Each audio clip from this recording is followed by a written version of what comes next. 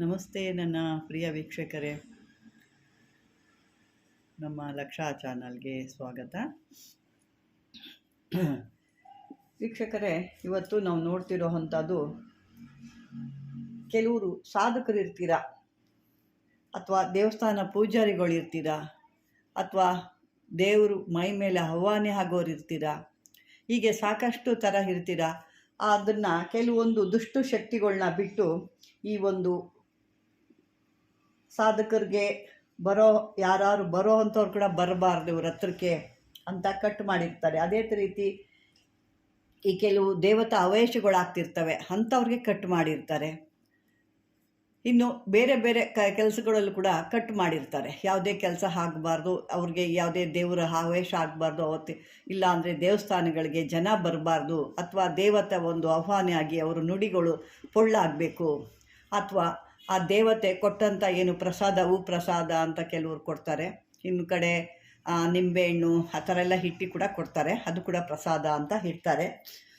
ಕೆಲವರು ನಮ್ಗೆ ಇಂಥ ಹೂವನ್ನೇ ಬೀಳಬೇಕು, ಇಂಥದ್ದೇ ನಮ್ಮ ಕೆಲಸ ಆಗಬೇಕು ಅಂದರೆ ಇಂಥದ್ದೇ ಒಂದು ಅಂತ ಅಲ್ಲೊಂದು ಕುರ್ತುಕೊಂಡಿರ್ತಾರೆ ಅವರು, ಇಂಥದ್ದೇ ಬೇಕು ಅಂತ ಅಂದ್ಬಿಟ್ಟು. ಅಂಥದ್ದೇ ಅದು ಕೊಟ್ಟಾಗಲೂ ಅದು ಕೆಲಸ ಆಗೋದಿಲ್ಲ. ಹೂವು ಎಲ್ಲ ಬರುತ್ತೆ, ಆದರೆ ಕೆಲಸ ಆಗಿರೋದಿಲ್ಲ. ಹೀಗೆ ಸಾಕಷ್ಟು ಆಮೇಲೆ ಈ ಸಾಧಕರು ಪಾಪ ಇವರು ಏನೋ ಒಂದು ಸಾಧನೆ ಮಾಡಿ ಒಂದು 10 ಜನಕ್ಕೆ ಒಳ್ಳೆಯದು ಅಂತನೋ, ಅಥವಾ ಅವರು ಹೊಟ್ಟೆ ತುಂಬಿಸ್ಕೊಳ್ಳೋಕೆ ಏನೋ ಒಂದು ಸಾಧನೆ ಮಾಡಬೇಕು ಅಂದ್ಕೊಂಡು ಮಾಡ್ತಾಯಿರ್ತಾರೆ, ಅದನ್ನು ಕಟ್ ಮಾಡ್ತಾರೆ. ಈ ರೀತಿ ಎಲ್ಲ. ಮತ್ತು ದೇವಸ್ಥಾನಗಳಲ್ಲಿ ಪೂಜಾರಿಗಳು, ಒಂದು ಪೂಜೆ ಮಾಡುವಂಥ ಪುರೋಹಿತರು ಇರ್ಬೋದು, ಅವರು ಪಾಪ ಎಷ್ಟೇ ಒಳ್ಳೆಯ ರೀತಿಲಿ ಹೋದಾಗಲೂ ಏನೋ ಒಂದು ಜೀವನ ನಡಿಬೇಕು, ಎಲ್ಲರೂ ಮಾಡೋದು ಜೀವನಕ್ಕಾಗೇ. ಆ ಜೀವನದಲ್ಲಿ ಏನೋ ಒಂದು ನಡಿಬೇಕು ಅಂತ ಅವ್ರು ಎಷ್ಟೋ ಒಳ್ಳೆಯ ರೀತಿಲಿ ಹೋದಾಗ್ಲೂ ಅವ್ರಿಗೆ ಜನನೇ ಸೇರೋದಿಲ್ಲ.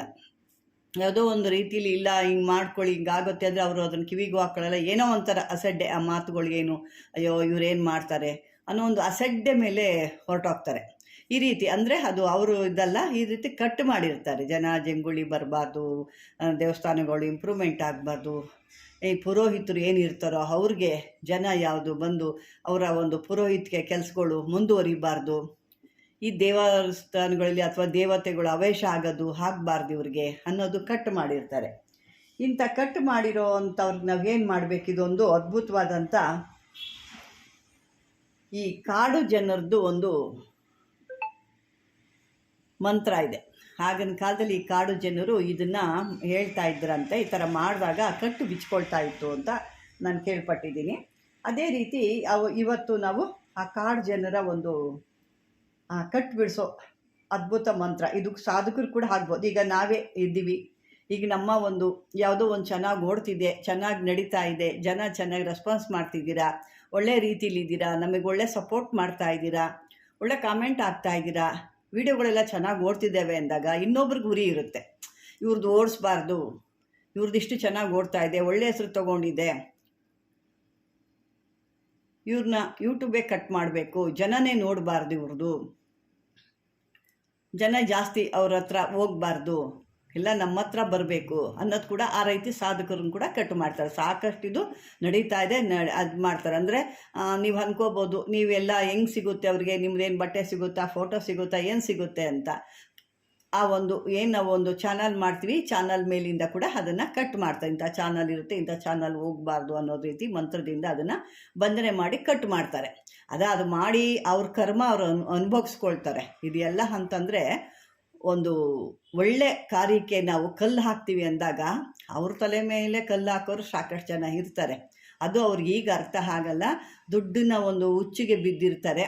ಆ ದುಡ್ಡು ಹುಚ್ಚು ಎಲ್ಲಿ ತನಕ ಅವ್ರಿಗೆ ಸಮಯ ಅಲ್ಲಿ ತನಕ ಅಷ್ಟೇ. ಯಾಕೆಂದರೆ ಮೋಸನೇ, ಒಳ್ಳೇದೇ ಸಾಯೋ ತನಕ ಬರೋದು. ಈ ಮೋಸ ಭಾಳ ದಿನ ಬರೋ ಅಂಥದ್ದು, ಅರ್ಧ ದಾರಿಲಿ ಕೈ ಬಿಡೋ ಅಂಥದ್ದು ಗೊತ್ತಿರಲ್ಲ ಅವ್ರಿಗೆ.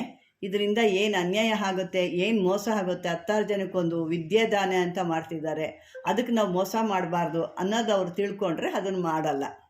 ಈ ತಿಳಿದಿರೋ ಮೂಢರು ಏನು ಮಾಡ್ತಾರೆ, ಇಲ್ಲ ಅವ್ರು ಓಡಲೇಬಾರ್ದು, ಇವ್ರು ಈ ಥರ ಆಗಬೇಕು, ಆ ಥರ ಆಗಬೇಕು, ಒಂದು ಕೆಟ್ಟದು ಮನಸ್ಸು ಕೆಟ್ಟ ಹುಳ ಬಿಟ್ಕೊಳ್ತಾರೆ ನೋಡಿ. ಆ ಕೆಟ್ಟ ಹುಳ ಬಿಟ್ಕೊಂಡಾಗ ಆ ಕೆಟ್ಟ ಹುಳ ಅವ್ರನ್ನೇ ತಿಂದುಬಿಡುತ್ತೆ ಒಂದಲ್ಲ ಒಂದು ದಿವಸ. ಕೆಟ್ಟುಳ ಇದು ಹಾವಿದ್ದಂಗೆ. ಹಾವನ್ನ ನಾವು ತಂದು ಸಾಕ್ತೀವಿ, ಹಾಲಾಕಿ ಸಾಕ್ತೀವಿ. ಹಾಲಾಕಿ ಸಾಕಿದ್ಮೇಲೆ ಅದು ನಮ್ಮನ್ನು ಕಚ್ಚಲ್ಲ ಅಂದರೆ ಆಗುತ್ತಾ? ಅದೇ ರೀತಿ ಅವ್ರ ವಿದ್ಯೆಗಳೇ ಅವ್ರಿಗೆ ತಿರ್ಕೊಳ್ಳುತ್ತೆ. ಈ ರೀತಿ ಇರುತ್ತೆ ವೀಕ್ಷಕರೇ. ಈ ಥರ ಸಾಧಕರನ್ನು ಕೂಡ ಕಟ್ ಮಾಡೋದಿದೆ ಸಾಕಷ್ಟು. ಇದನ್ನು ನಾನು ನೋಡಿದ್ದೀನಿ. ಮತ್ತು ಈ ಥರದ್ದೆಲ್ಲ ಮಾಡೋದು ಕೂಡ ನಾವಂತೂ ಯಾವತ್ತೂ ಇಂಥ ದುಷ್ಟತನಕ್ಕೆ ಕೈ ಹಾಕಲ್ಲ.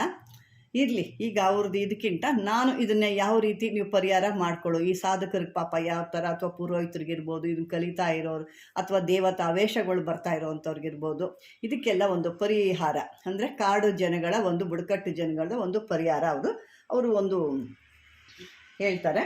ಅದು ಮಂತ್ರ ಬಂದಿದ್ದಕ್ಕೆ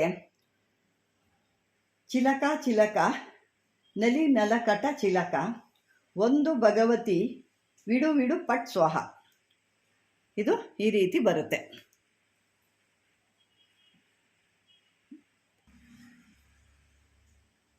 ನೋಡಿ, ಇದು ಈ ರೀತಿ ನಿಮಗೆ ಮಂತ್ರ ಬರುತ್ತೆ. ಚಿಲಕ ನಲಿ ನಲ್ಕಟ್ ಒಂದು ಭಗವತಿ ವಿಡು ವಿಡು ಪಟ್ ಸ್ವಾಹ ಅಂತ. ಇದು ಆಗಿನ ಕಾಲದಲ್ಲಿ ಅವರು ಈ ಗಿಣಿನ ಹಿಡ್ಕೊಂಡು ಅದನ್ನು ಮುಂದೆ ಇಟ್ಕೊಂಡು ಅದನ್ನು ಚಿಲಕ ಅಂದರೆ ಆ ಒಂದು ಗಿಣಿ ಅಂತ ಅರ್ಥ.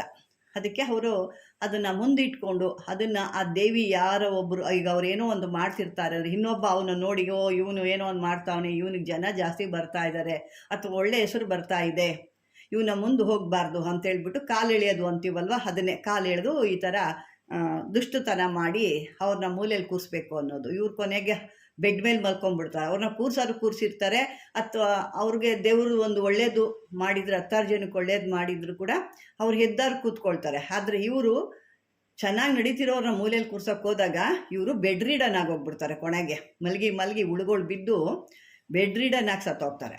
ಅದು ತಪ್ಪು. ಅದು ನನ್ನ ಒಂದು ಅನಿಸಿಕೆ, ಇದು ಹೇಳ್ತಾ ಇದ್ದೀನಿ. ಅವ್ರಿಗದು ಎಷ್ಟು ಒಳ್ಳೆಯದು ಎಷ್ಟು ಕೆಟ್ಟದ್ದು ಅನ್ನೋದು ಅರ್ಥ ಆದರೆ ಮಾಡಬಾರ್ದು ಅಂಥದ್ದನ್ನೆಲ್ಲ. ಈ ಒಂದು ಮಂತ್ರನ ವೀಕ್ಷಕರೇ, ಇದನ್ನು ಯಾವುದಾದ್ರು ಒಂದು ಒಳ್ಳೆಯ ದಿವಸ, ಯಾವುದು ಅಮಾವಾಸ್ಯೆ ಅಥವಾ ಗ್ರಹಣಗಳಲ್ಲಿ 1008 ಬಾರಿ ಇದನ್ನು ಹೇಳ್ಕೋಬೇಕು. ಈ ನಿಮಗೆ ಅಷ್ಟು ಆಗಲಿಲ್ಲ ಬೇರೆ ದಿವಸದಲ್ಲಿ, ಅಂದರೆ ಗ್ರಹಣ ಅಮಾವಾಸ್ಯೆಗಳಲ್ಲಿ ಇದನ್ನು 108 ಸಾರಿ ಹೇಳ್ಕೋಬೇಕು. ಬೇರೆ ದಿನಗಳಲ್ಲಾದರೆ 1008 ಬಾರಿ ಹೇಳ್ಕೋಬೇಕು.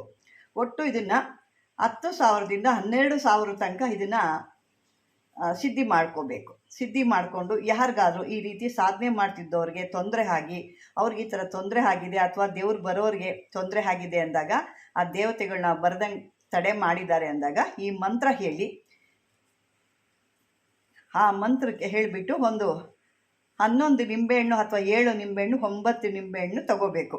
ಅಷ್ಟು ತಗೊಂಡು ಈ ಮಂತ್ರ ಹೇಳ್ಕೊಂಡು ಆ ಒಂದು ಸಾಧಕನಿಗಾಗಲಿ ಅಥವಾ ಒಂದು ದೇವತಾ ಆವೇಶ ಬಂದು ನಿಂತೋಗೋರ್ಗಾಗಿ ಇದನ್ನು ಕಟ್ ಮಾಡ್ತಾ ಇರಬೇಕು. ಈ ಮಂತ್ರ ಹೇಳಬೇಕು, ಒಂದು ಕಟ್ ಮಾಡಬೇಕು, ಈ ಮಂತ್ರ ಹೇಳಬೇಕು, ಒಂದು ಕಟ್ ಮಾಡಬೇಕು. ಕೊನೆಯದಾಗಿ ಎಲ್ಲ ಆದಮೇಲೆ ಒಂದು ತಂಬಿಗೆ ನೀರು ತಗೊಂಡು ಮೈ ಮೇಲೆ ಸುರ್ಕೋಬೇಕು. ಸುರ್ಕೊಂಡಾಗ ಆ ಒಂದು ತೊಲಗು ಹೋಯಿತು, ಈ ದುಷ್ಟ ಶಕ್ತಿಗಳು ಮಾಡಿರೋದವ್ರು ಏನೇ ಮಾಡಿದರೂ ಹೋಗುತ್ತೆ ಅನ್ನೋದು ಈ ಒಂದು ಬುಡಕಟ್ಟು ಜನಗರ ಒಂದು ಇದು ಭಾಳ ಕೆಲಸ ಕೂಡ ಮಾಡುತ್ತೆ. ಹಾಗಾಗಿ ಇದನ್ನು ಯಾರಿಗಾದ್ರು ಈ ಥರ ತೊಂದರೆ ಆಗಿರೋರಿದ್ದರೆ ಖಂಡಿತ ಅವರು ಇದನ್ನು ಮಾಡ್ಕೊಳ್ಳಿ ಅಂತ ಹೇಳ್ತಾ ವೀಕ್ಷಕರೇ, ಈ ಒಂದು ವಿಡಿಯೋ ನಿಮಗೆಲ್ಲರಿಗೂ ಉಪಯೋಗ ಆಗಿದೆ ಅಂದ್ಕೊಂಡಿದ್ದೀನಿ. ಉಪಯೋಗ ಆದರೆ ದಯವಿಟ್ಟು ಲೈಕ್ ಮಾಡಿ, ಶೇರ್ ಮಾಡಿ, ಮಾಮೂಲಿಯಾಗಿ ಸಬ್ಸ್ಕ್ರೈಬರ್ ಮಾಡ್ಕೊಳ್ಳಿ ಅಂತ ಹೇಳ್ತಾ ಧನ್ಯವಾದಗಳು.